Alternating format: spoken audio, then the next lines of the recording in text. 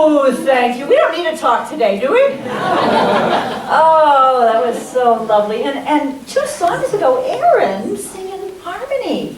Woo! Right, that was I want more. Oh, wow. I love Thanksgiving. I wanted to talk to you today, and also just want to acknowledge Relaine for that beautiful, beautiful story from the Kabbalah. How lovely. You know, yeah. I wanted to share with you this morning a little bit about my process choosing a talk title and writing a talk, because it's quite something, and I'm hoping it might be helpful for you to know. Monday morning or no later than Tuesday morning, I choose the title. And I do it early in the week for a number of reasons, but one of the reasons is I let it percolate. I let it work me. I open to what might come to me that's relevant. But as we know, when you set an intention, watch out, right? So this week, as we've been talking all month about financial health and prosperity, the chapter in the Book of the Month by Lynn Soul, the Book of the Month is The Soul of Money. Lynn Twist is the author's name. The chapter is called Collaboration Creates Prosperity. And that's what I'm going to talk about, but it's kind of a heady topic, you know, collaboration creates prosperity. So I chose instead the topic, open heart, open hands. All right. So Tuesday morning, that was Monday morning, Tuesday morning I get up and I sit to do my meditation and I turn on Insight Timer, which is an app I know a lot of you use on the iPhone that has thousands of meditations. When you first bring it up, it always has a list of those meditations that just got shared, that just got uploaded, if you will. And I don't usually pay much attention to it. But on Tuesday morning, I noticed the first one in the list was a 28-minute song called Mysterium. Now, I have this thing about the mystery of God. You know, in Science of Mind, sometimes we can talk about spirit in kind of very intellectual terms because there is a law that responds and it's very scientific. But I also am drawn to the mystery. That aspect of spirit we can never quite understand. We can never quite circumscribe or describe. You know what I mean? We feel it. I think we felt it when we sang that song together this morning. I think we felt it when we listened to Relaine's story. There was a course in ministerial school called The New Myth of God, which we were talking about what the ancients used to call mysterium tremendum, the tremendous mystery, that which can't be quite understood, that awesomeness, that awe-inspiring aspect of the divine. And you know, we used to live it because we were studying it, and I remember having all kinds of synchronistic experiences during that time. For instance, a spider web, and I'm digressing, but I'll get back on track in a minute. A spider web that was in the shape of an angel, I mean a perfect shape of an angel when I was walking along and missing my mom who had recently departed, and it was just like, oh wow, how did that happen? Yeah.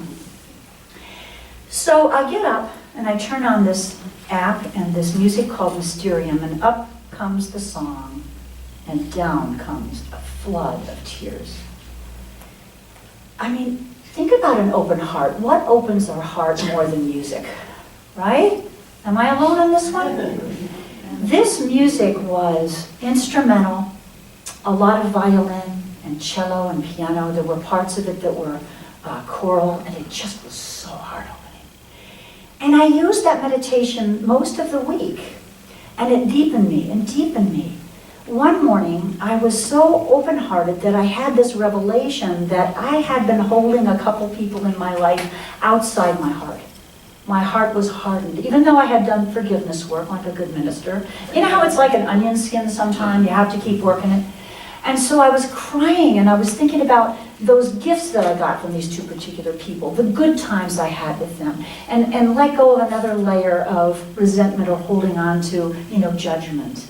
So, wow. Okay, so that was Tuesday morning. Tuesday evening, I go to yoga class. My teacher usually sets an intention for the class. Sometimes it's a particular system of the body. This week she's working on digestion. I wonder why, right? Sometimes it's a particular part of the body. Sometimes it's, well, it's going to be a slow moving, you know, really centered experience, or it's going to be, you know, a cardio kind of. Well, Tuesday night, she said, we're going to work on opening the chest and shoulders this evening. In other words, we're going to do heart opening exercise. And I had to chuckle. I really had to chuckle. Kind of like, well, this is all about me, you know. You're doing heart opening because that's what I'm working on. Anyway, that's the way the week basically went. I got one more story to tell you, but let me just check my notes here. So the power of intention, you know, the power of intention. Wow.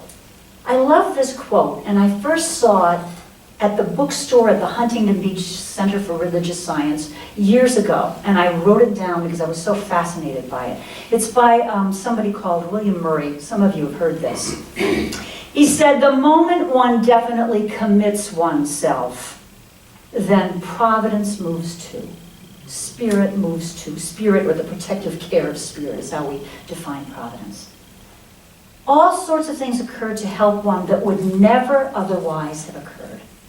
A whole stream of events, issues from the decision, raising in one's favor all manner of unforeseen incidents and meetings and material assistance, which no man could have dreamed would have come his way. That's the way it works. That's the way it works. Last week I was talking about a quote from Einstein that hit me about there's the most important decision we can ever make is whether we believe we live in a friendly universe or a hostile one. And just a reminder that we live in a responsive universe. We live in the arms of the Spirit of a God who always responds, who listens, who gives to us. Open, talk about open hands, right? Tuesday morning, another little story as I sat in my meditation chair. Do you remember how windy it was Tuesday morning here in the valley? It was wild. Well, it happens to be trash day at our house. And I looked out the window and there was a bunch of white papers flying all over the yard. And so I looked out further and our recycling bin, the top had blown open. But the neighbor's bin not only had the top blown open, but it was lying on the ground and all the stuff was spilling out. So I ran over in my robe and put the stuff back in and righted it and came in. And my roommate Vivian greeted me at the door and she said, where are you, Vivian? Where are you? There you are. She said, oh, aren't you a good neighbor? And I thought about it and I thought, well, I guess so. But their garbage was in my yard, right? But then I thought about it. I thought, what a beautiful metaphor for oneness. When I help my neighbor, I help me. When I make a mess in my own yard, it's going to affect the neighbor on the other side of the wind, right? We are one. And again, just a sweet little happening that I said, yeah, thanks, you know, I remember that. So we're talking today about collaboration and reciprocity. A reminder that we don't live in a you or me world, but we live in a you and me world. And the power of sharing resources. Yes, we live in an infinitely abundant universe, but sometimes it isn't distributed equally. But when we're willing to open our hearts and open our hands, as Yosel, what was his name? Yosel did, there's enough for everybody. There's sufficiency for everybody. Examples of how our lives become so much richer when we're willing to do this. Things like potlucks and carpools, timeshares, playgroups, quilting bees. You know, suddenly there's not just enough, there's more than enough to go around. It's a very, very powerful thing. And sometimes we get so insulated, you know, taking care of me and mine and not looking around. There's a beautiful story that author Lynn Twist tells in the book. She's a great storyteller. Love the book. She was driving home one Friday evening, very, very tired. She'd been in meetings all day long, and she was driving from Sausalito back down to San Francisco where she lived. And right before she was about to get on the Golden Gate Bridge, her brakes began to fail. So she quickly pulled into a service station. The guy said he didn't fix brakes. He sent her down the road to another place that he said fixed brakes. But when she pulled in, it was 7 at night. The office light was on, and she thought, I'm out of luck.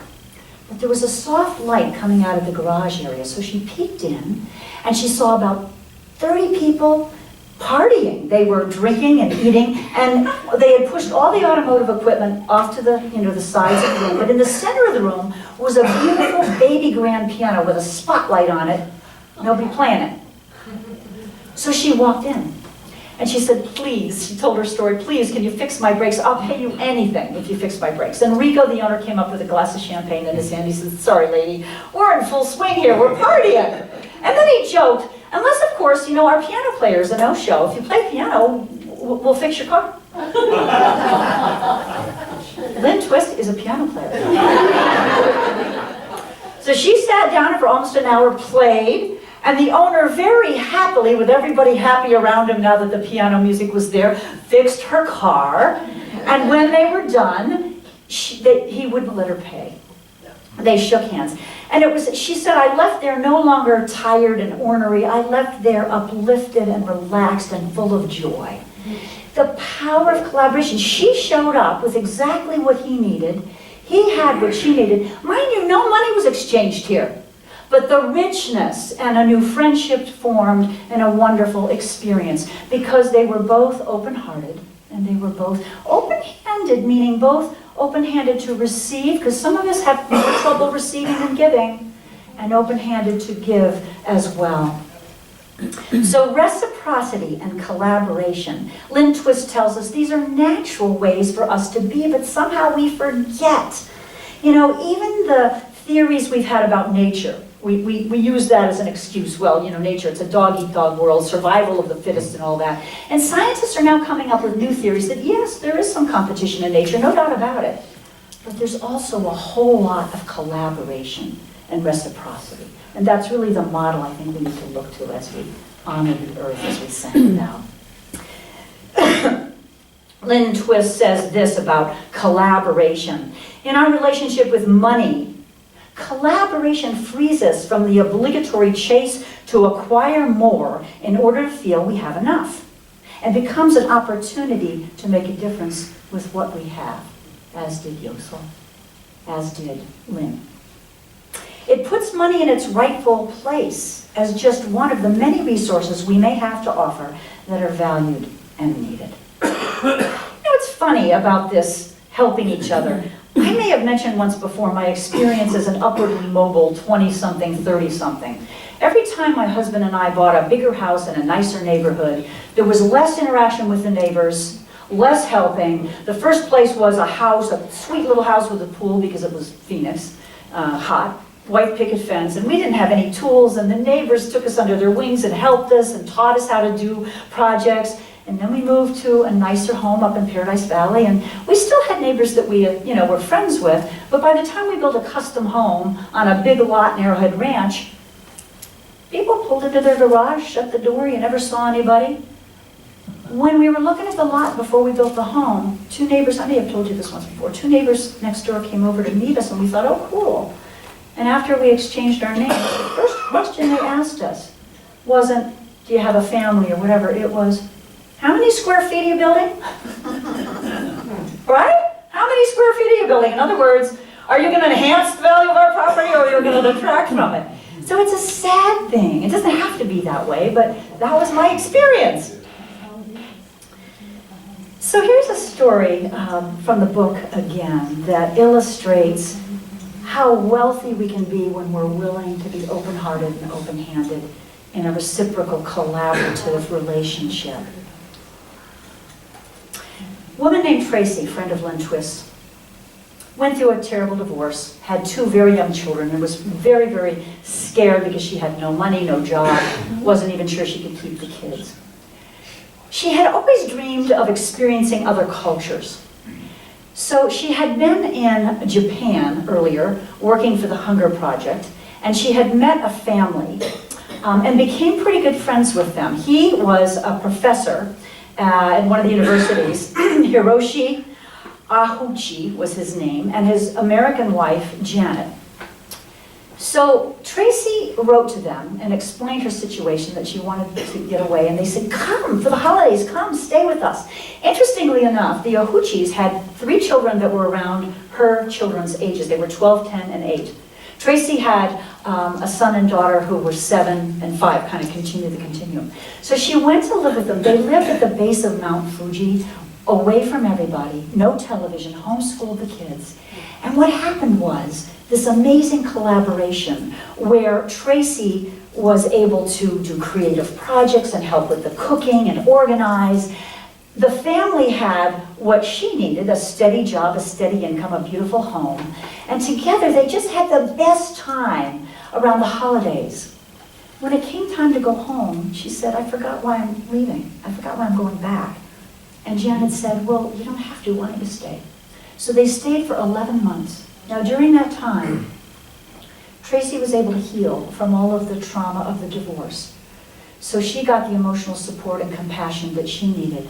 The family, their infant baby was fatally ill and died while Tracy was there. And so Tracy and her children were there to support them in their grief and to add a little, the children enjoy. So it was this amazing, amazing experience together.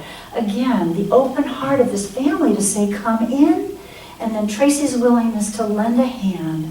Just beautiful. By the way, when Tracy got back to this country, she sought out one of her friends' families who had 2 children, talked about this incredible experience, and they together purchased a home that neither one of them could have afforded on their own. She stayed home to homeschool the 4 children, and for 11 years now think about it, she only made about $35,000 working from home is what she did, but in California. But she was able to have a lifestyle and a richness that was just beyond measure. Collaboration, cooperation. I think some of our millennials are better at that than we are, We grew up with this gotta make it on your own kind of stuff.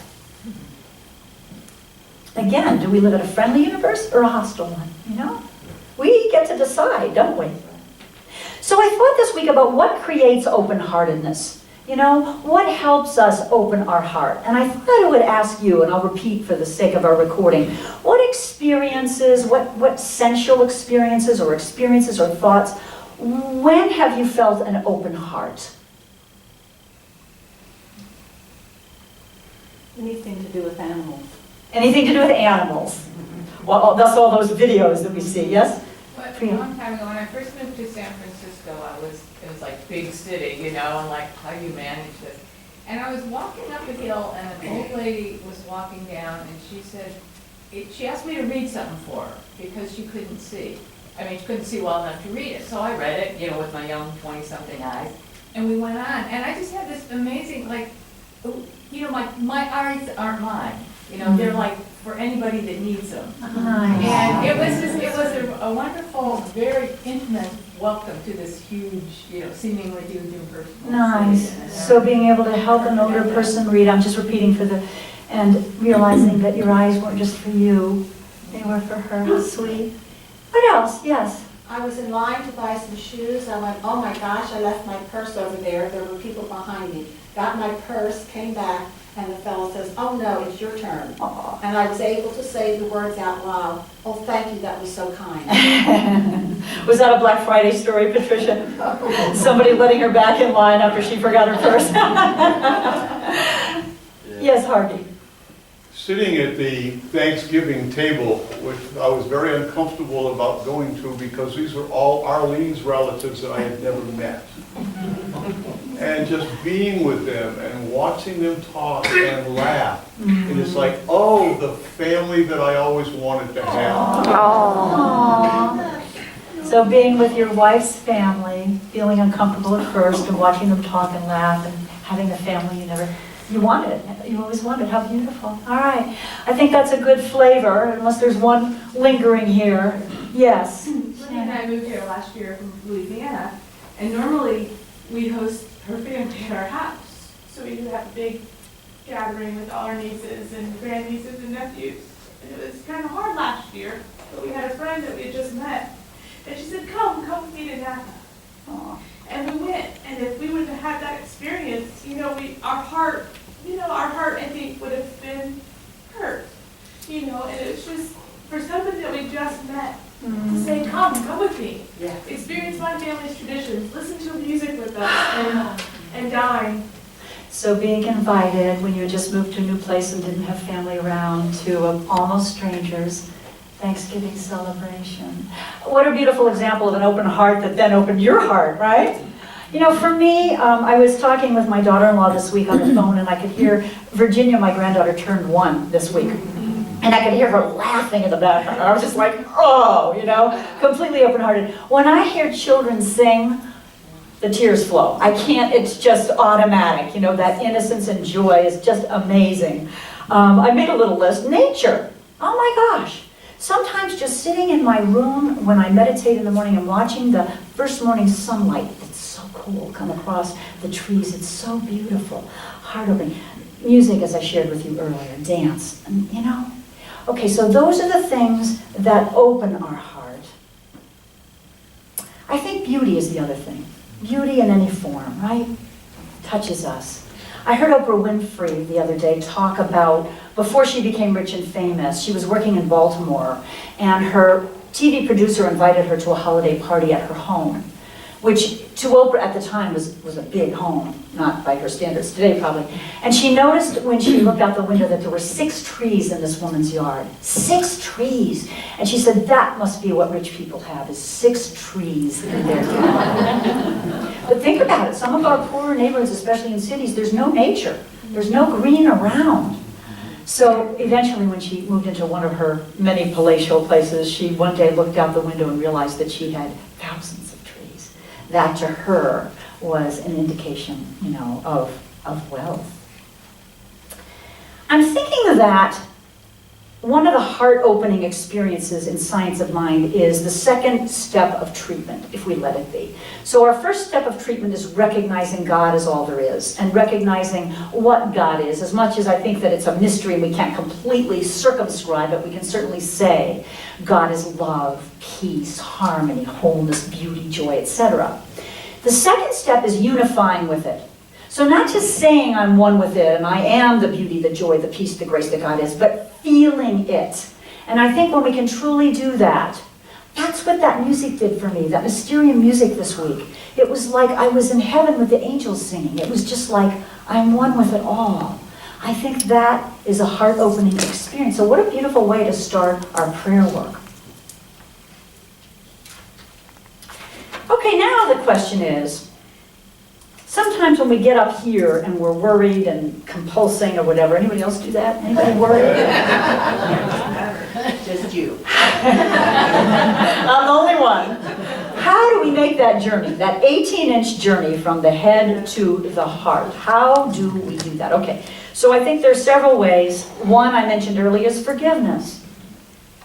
Because gosh, when we're stuck in that resentment or revenge mode, it is not a heart-opening experience. So one of the prayers that we've used in the Fear to Faith process, I used it this week for the 2 people that came up in my meditation, is to, let's do this for a minute. Just close your eyes if you're willing for just a minute. Take a nice deep breath. And allow to come to mind the felt presence, the face, the name of someone in your life who you could use to do a little more forgiveness toward.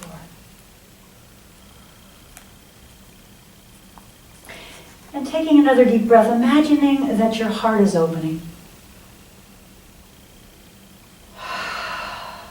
And say to yourself silently, I accept you, and put in the person's name. I bless you, and put in the person's name. And let's just do that for just another few times, whoever the person is. Doesn't mean we say what they did was okay, doesn't mean we have to be back in relationship with them, but just to let go of the resentment. I accept you. I bless you. I accept you. I bless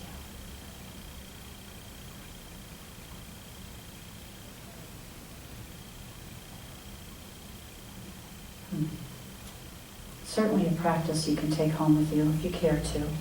I've been using that for one of our political figures who shall remain unnamed.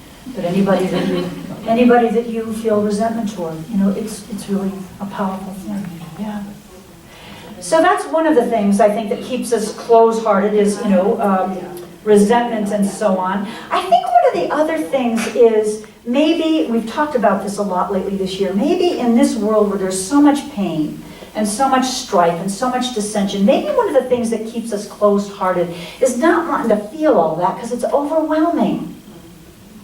But the truth is, when we close our heart to grief and turmoil and chaos and all that's going, when we close our heart to what's going on for anybody else in the world, we close our heart to the peak experiences as well. We close our heart to joy.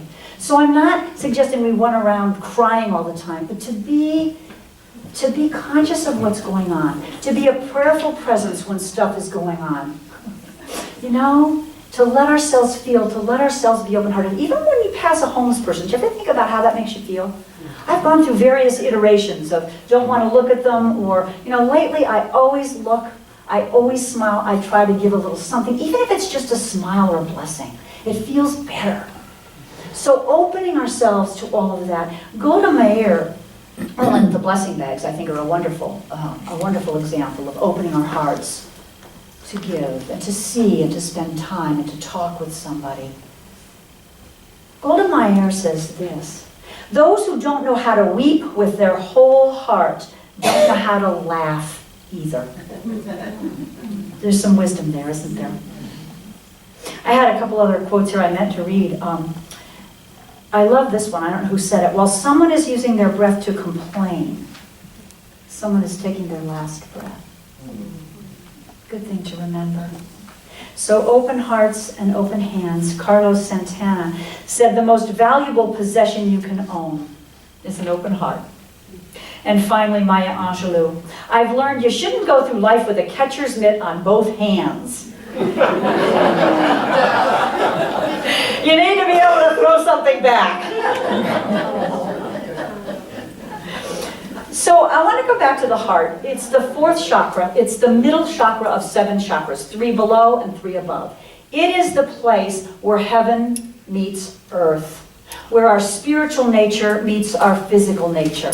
It's that place where we connect and feel the presence that makes us one with everything and everyone. It's that gateway. In Sanskrit, the word for the fourth chakra is anahata, which I looked up. It means unstruck or unhurt. So think about it. It's that place that we are in spirit, of spirit, that no matter what's going on in the world, that no matter what's going on in our life, no matter who hurt us, when, how, it remains unstruck, unhurt, whole, because that is its nature. So when we connect with our heart, that's what we're connecting with. Finally, there's scientific research now, and I'm running out of time, so I'm not going to go into it in depth, but there's definitely, I know Heart Math talks about this, there's scientific research to show that there are actually neurons in the heart, that the heart isn't, the brain isn't the only control center in the body.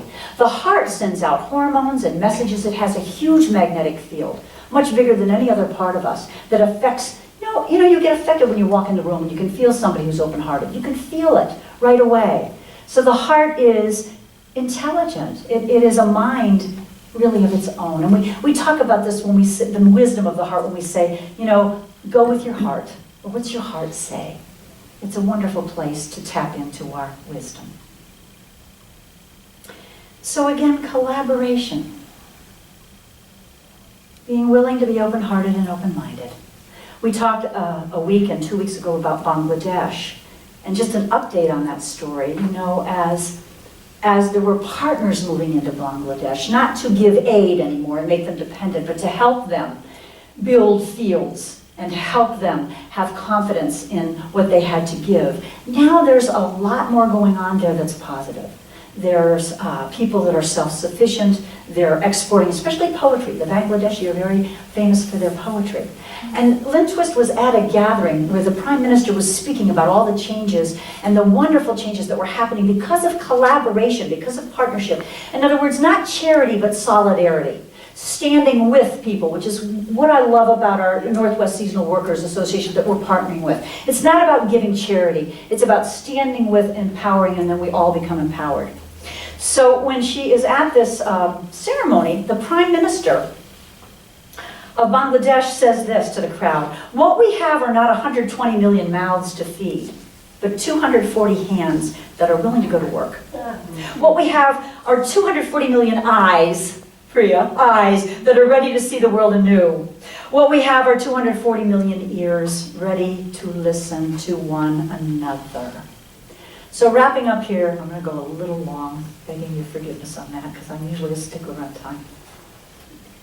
There is a wonderful prophecy from the Achuar people, who are an indigenous people in the rainforest in South America. And the prophecy concerns the people, the eagle people and the condor people. The eagle people are those who develop the intellect, the mind, scientific research, technology. We in the West are pretty darn good at that. And wonderful gifts have come out of that. But the prediction in the prophecy is that at the beginning of whatever the period of years, it's a 500 period of years, there's a wonderful word for it, but I don't have it in front of me, that at the beginning of this period we're in right now, there was going to be kind of a crisis. Because as wonderful as the eagle people have been in developing technology and so on, they're spiritually lacking.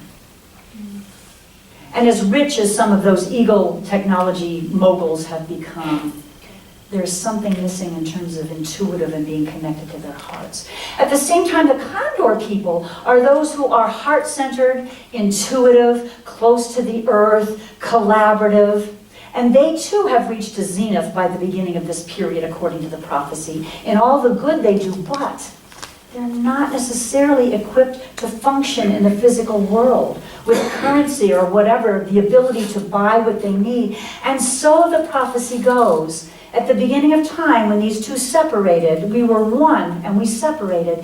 Now it's time for us to come together in partnership so that we can learn from the indigenous condor folks and they can learn from the eagle folks, and that the condor and the eagle can fly together in the sky. And I love that because I'm seeing it on many levels.